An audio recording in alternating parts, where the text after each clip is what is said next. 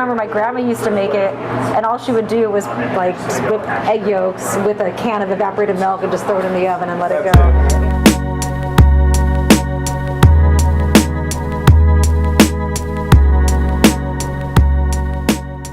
Filipino, right? I am Filipino, yes. First generation. First generation Filipino. Well, I think what I noticed that was different than my friends who aren't Filipino is that we did eat dinner every night together. My mom never let us turn on the TV. It was always a home-cooked meal. I knew that my dad was home from work when I would smell garlic and onions like being cooked downstairs, and that was every day. Every Sunday, my parents would go to the fish market early in the morning and come back, and we would have we would just cook fresh fish after church. So, and then like our family parties, the central focus of it was the giant buffet in the middle of the table. So,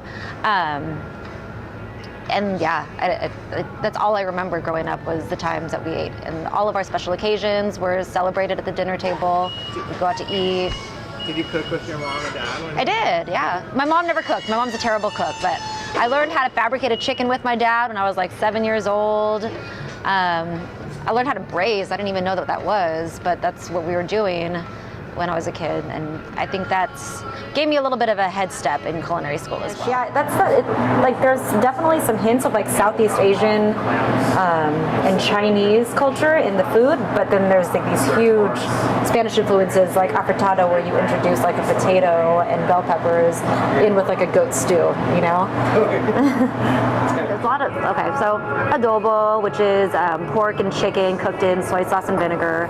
Lots of pancit, dinuguan, which is pork blood stew, kari-kari, which is like an oxtail peanut butter stew. And then the desserts were always like leche flan, which is a Filipino style custard. It's very Spanish also.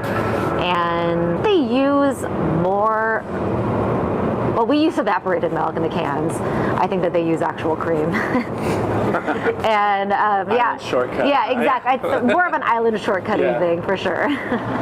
So I think that's what's really interesting about Filipino food is a lot of families, like that's kind of part of our culture where we eat dinner together all the time. And so everybody like my age, they have a different interpretation of what like adobo should taste like or what something should taste like. So that's why I think it's taken kind of a long time for Filipino food to take hold in a main kind of way.